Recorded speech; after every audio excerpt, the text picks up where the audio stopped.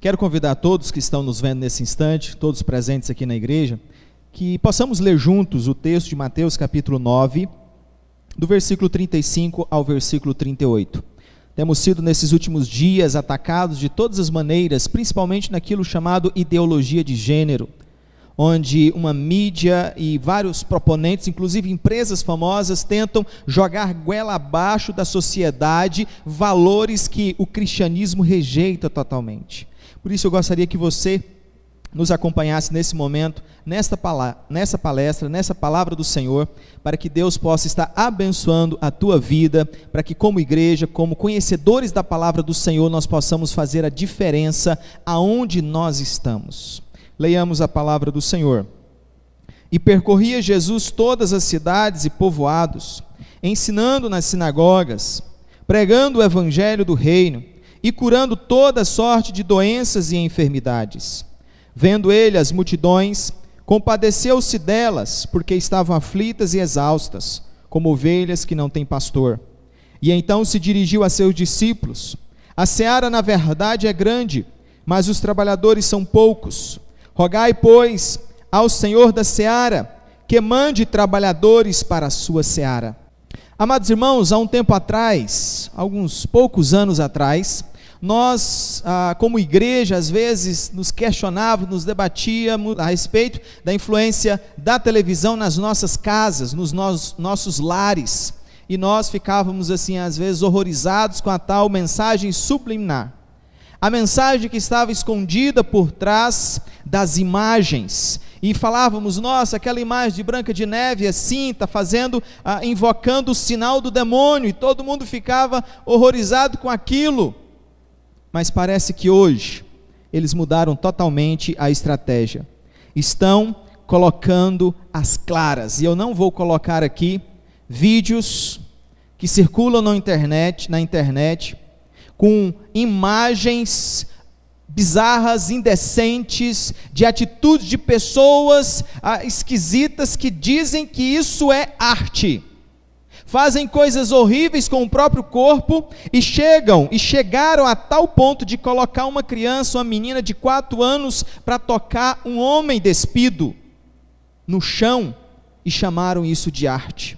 E quando muitos se levantaram contra aquela imagem, contra aquilo que estava acontecendo, disseram que era censura. A tal ponto está chegando essa sociedade, esse dito conhecimento, progresso. É por isso que alguns dizem que hoje nós vivemos a época da pós-verdade, onde cada um dita a sua própria verdade, cada um acredita naquilo que quer.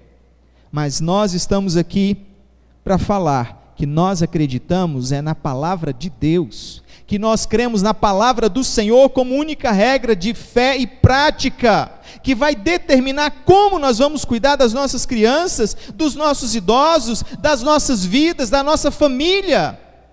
É na palavra de Deus que nós vamos ver isso claramente.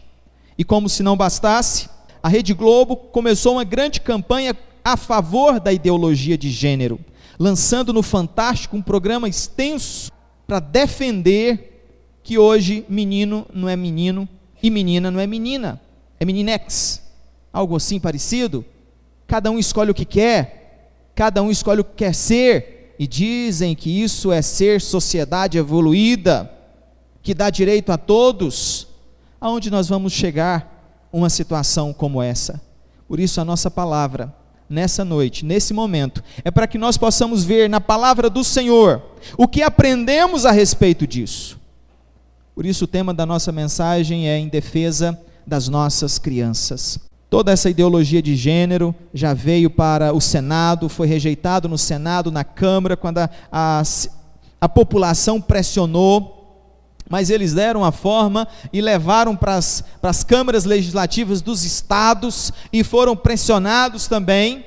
E agora o MEC lançou uma portaria para todas as escolas, para que elas se orientassem por meio dessa portaria, e no meio dos textos ali está claramente defendido a questão do gênero,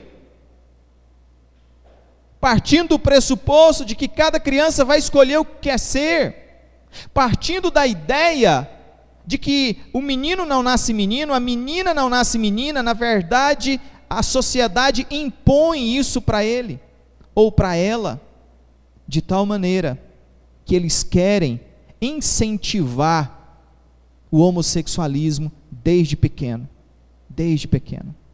Incentivar uma prática condenada na Escritura, e nós lemos no livro de Romanos capítulo 1, a partir do verso 18, como que Deus condena essa prática e como que Deus condena essas coisas. O texto que nós acabamos de ler, irmãos, fala a respeito da preocupação de Jesus com o povo. Ele andava pelas aldeias, por todos os lugares, pregando a palavra do Senhor. E ele chega para os seus discípulos, depois de ver aquele grupo de pessoas, aquelas pessoas que ele convivia todos os dias. No verso 36 diz: vendo ele as multidões. Qual a ação de Jesus quando ele vê as multidões? Ele compadece dessas multidões, porque elas estavam aflitas e exaustas, como ovelha que não tem pastor. É uma expressão que ocorre lá no Antigo Testamento, para se referir ao povo que está largado, sem autoridade, jogado às traças, ou conduzido por uma liderança política religiosa que oprime, que obriga, que impõe a força, que maltrata, de tal maneira que essas pessoas estão cansadas porque elas não conseguem reagir, elas não conseguem se levantar contra, porque o poder é muito forte. A expressão que Jesus usa lá do Antigo Testamento é ovelhas que não têm pastor. Elas estão desorientadas, elas estão sem liderança. E o que é preciso, na visão de Jesus, no verso 37, e então se dirigiu a seus discípulos. A seara, na verdade, é grande, mas os trabalhadores são poucos. Aqui, nós queremos ver, irmãos, primeiramente, esse ponto, em defesa das nossas crianças, defendendo as nossas crianças. 3 atitudes para vencer essa causa.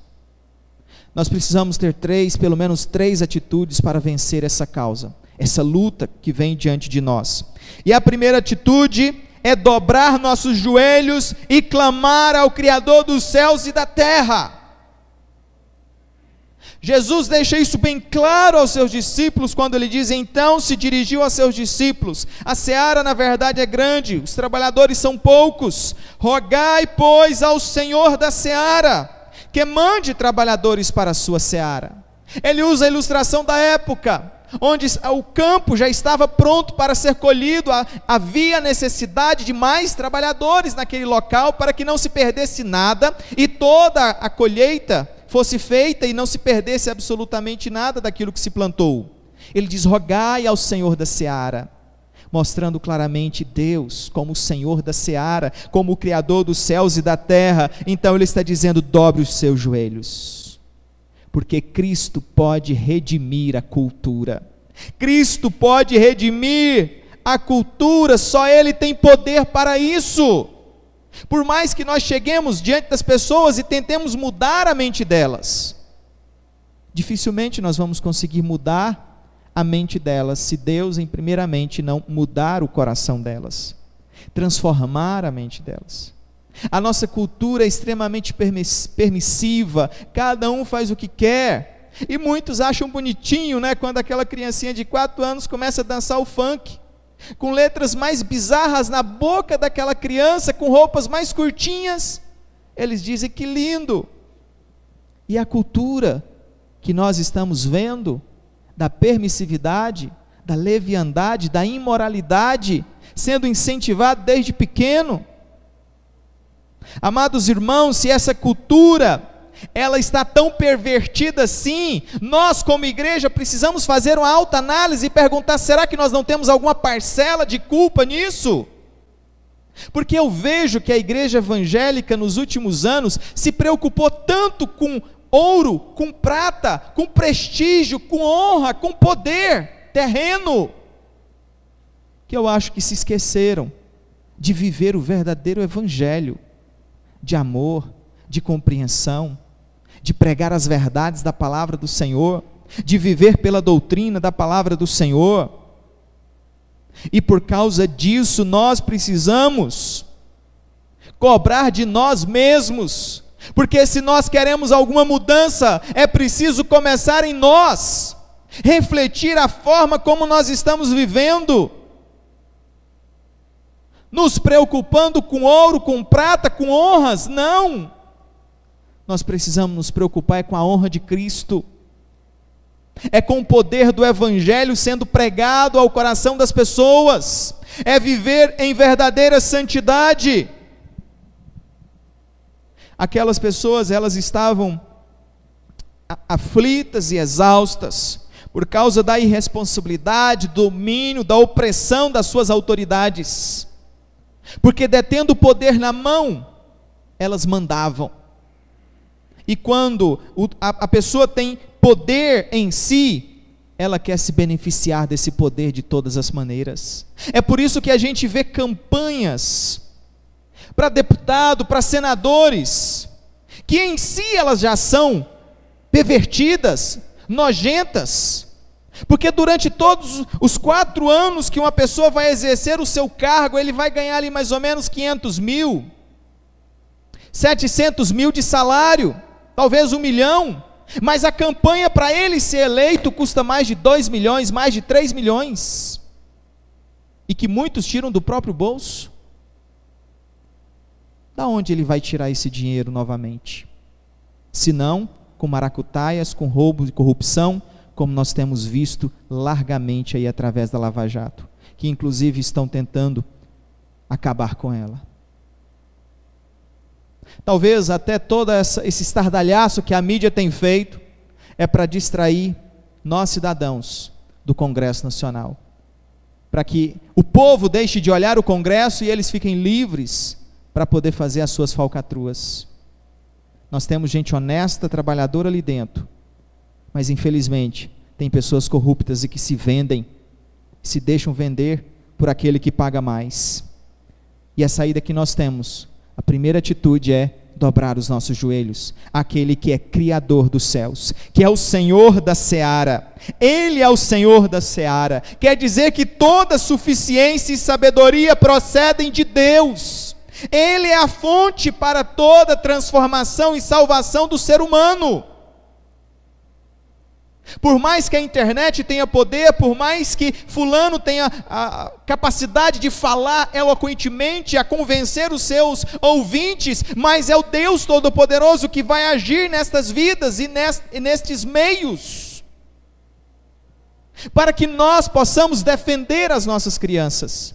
Nós precisamos buscar esse Deus de joelhos, não termos vergonha de orar e de clamar ao Senhor e de pedir: Senhor, tem misericórdia de nós, tem misericórdia desse país, onde vai chegar essa influência, porque já está aí com documentação voltada para cada escola pública desse Brasil,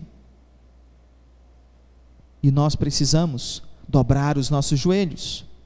Mas não só dobrar os nossos joelhos, nós precisamos também de uma segunda atitude. Defendendo as nossas crianças, nós precisamos alimentar da palavra de Deus e viver piedosamente. É algo que começa em nós, precisa começar em mim. Abra sua Bíblia no livro de 1 Timóteo capítulo 4, e aqui nós começamos a falar um pouquinho daquilo que Paulo via nos últimos tempos.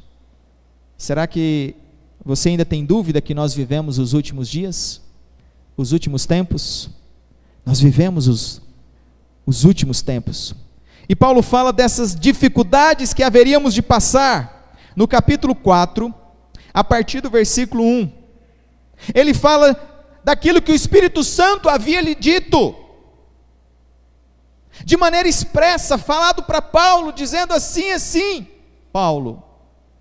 E ele compartilha isso conosco, dizendo: ora, o Espírito afirma expressamente que nos últimos tempos alguns apostatarão da fé, por obedecerem a espíritos enganadores e a ensinos de demônios, pela hipocrisia dos que falam mentiras, e que tem cauterizado a própria consciência, que proíbe o casamento, exige a abstinência de alimentos que Deus criou para serem recebidos com ações de graças pelos fiéis, por quantos não conhecem plenamente a verdade.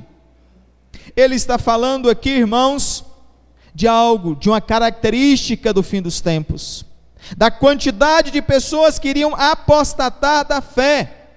E é por isso que lá no versículo 6, no verso 6 ele diz: expondo estas coisas aos irmãos, serás bom ministro de Cristo Jesus, alimentado com as palavras da fé e da boa doutrina que tens seguido, mas rejeita as fábulas profanas e de velhas caducas.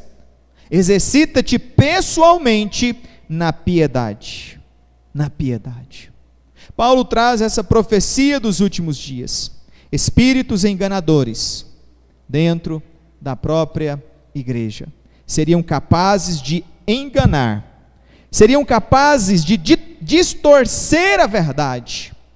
Mas para que esses espíritos pudessem atuar no meio da igreja, primeiramente eles começam na sociedade, no mundo, que é o terreno mais fácil de se controlar, de tal maneira que nós podemos ver que os ímpios seriam os primeiros a abraçar esses ensinos enganadores, ensinos de demônios. E qual a essência desses ensinos, como nós vemos aqui nesse texto? Destruir os bons costumes, casamento, hábitos alimentares e tantos outros, que fossem importantes na vida das pessoas. Destruir os bons costumes, atacar a boa tradição, destruir. Os espíritos enganadores estão procurando destruir esses bons costumes, mudando a verdade pela injustiça, trazendo aquilo que é errado. E qual é a reação proposta por Paulo aqui? No versículo 6, a reação contra isso é que nós possamos nos alimentar da palavra de Deus e da boa doutrina. Ele diz então: expondo estas coisas aos irmãos, será bom ministro de Cristo, alimentado com as palavras da fé e da boa doutrina que tem seguido. Primeira coisa, ele fala deste alimento que deve estar no coração da pessoa que deseja o bem, da pessoa que quer servir a Deus, da pessoa que quer honrar a sua família, quer manter os bons costumes, aquilo que é saudável para a família, aquilo que é saudável para a sociedade. É preciso que nós possamos nos alimentar da verdade de Deus. Daqui a pouco eu vou mostrar porquê dessa verdade. E ele diz mais também, no versículo 7, mas rejeita as fábulas profanas e de velhas caducas, exercita-te pessoalmente na piedade. E para entendermos um pouquinho melhor essa palavra piedade, o contrário, o antônimo aqui nos ajuda muito, é impiedade. Aquele que é ímpio é aquele que é mau, sem misericórdia, sem clemência. Portanto, piedade é aquele que tem misericórdia e compaixão do próximo, é aquele que trata com respeito, é aquele que sente a dor do outro e abraça aquela pessoa e diz: eu vou te ajudar na tua caminhada, eu vou te mostrar o caminho pelo qual você deve seguir, por causa da compaixão que está no coração dessa pessoa. Por isso ele diz: exercita-te pessoalmente na piedade. Esquece a ideia de velhas caducas aqui, aquelas historinhas contadas, aquelas coisas que não têm nexo, que não têm a firmeza, que não se sustentam por si mesmas. Seja mais do que simplesmente fale. Para que nós possamos fazer qualquer coisa, primeiramente nós precisamos ser. Senão aquilo que nós estamos querendo fazer não vai se sustentar, não vai ter prosseguimento. Então nós precisamos ser antes de fazer, e o que Paulo está dizendo aqui: seja modelo de piedade.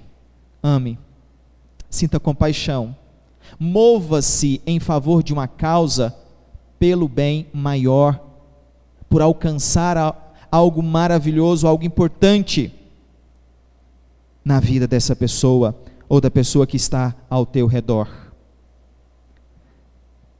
Esta é a segunda atitude que nós devemos ter: alimentar da palavra de Deus. Mas a terceira e última atitude também está no livro de Timóteo, aqui, propagar a verdade de Deus. Propague a verdade, fale a verdade.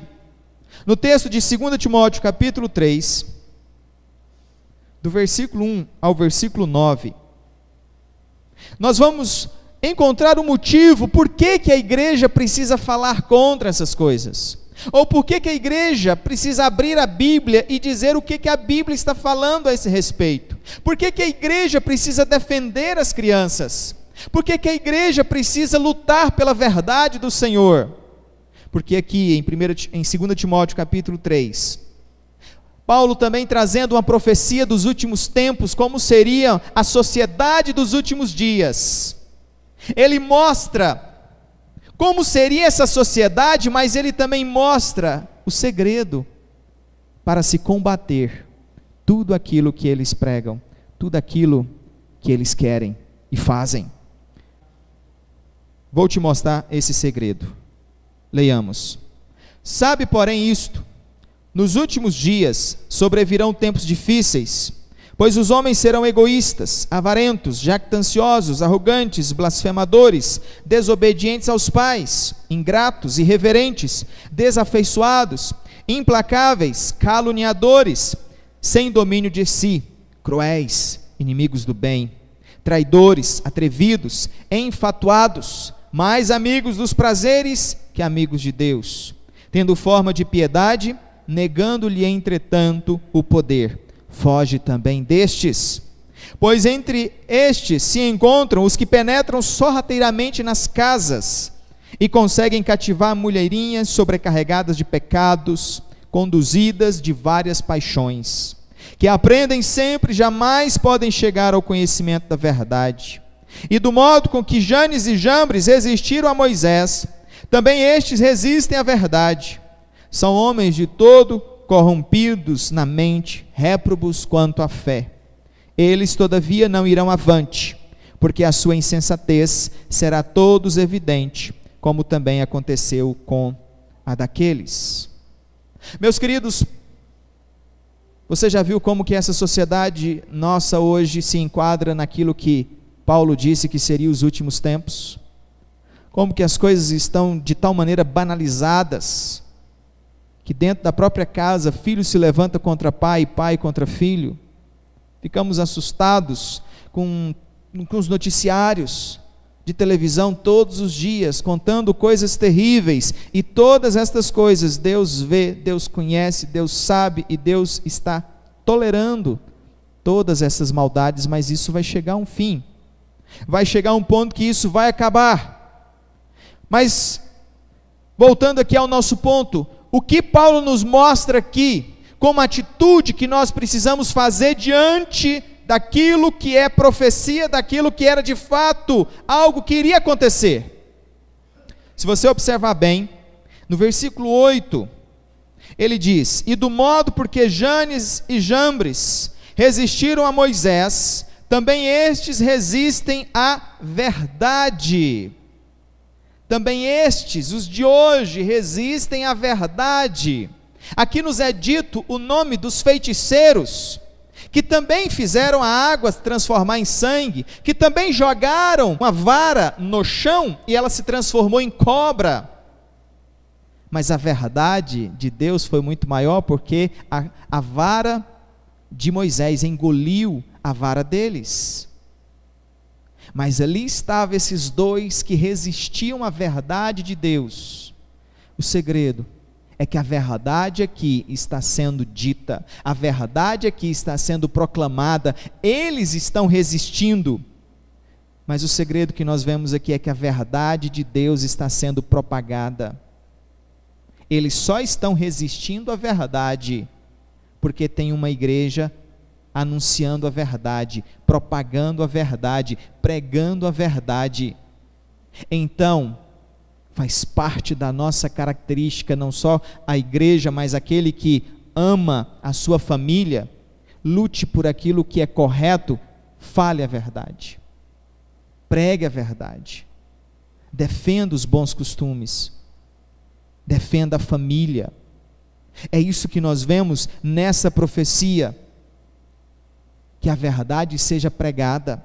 Se eles não estão acreditando, o problema é deles, mas nós estamos fazendo a nossa parte, nós estamos fazendo a mensagem ser conhecida de toda a sociedade, e dizendo: não concordamos com essa ideologia de gênero, não concordamos com esse tipo de arte, que expõe a criança dessa forma. Aquilo que prejudica a imagem de Deus no ser humano é má, é terrível, e nós não podemos concordar com isso.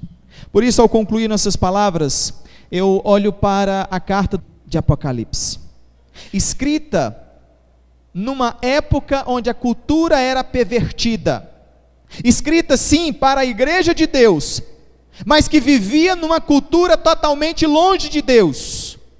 E ali, se você observar em cada uma daquelas cartas, Jesus Cristo está dizendo: olha, corrige a sua vida, viva em santidade, tenha a verdade como alvo para você, porque a partir do momento que você tiver a verdade de Deus como alvo para a sua vida, você conseguirá influenciar quem está perto de você.